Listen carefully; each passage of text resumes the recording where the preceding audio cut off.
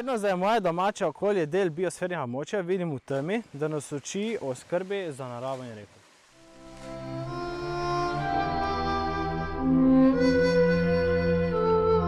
Jaz mislim, da vsak posameznik lahko dosti naredi in da potem za tem posameznikom skupnost potegne zraven si z njim in so potli vsi v bistvu vpleteni v to in vsi bolj skrbijo za samo okolje.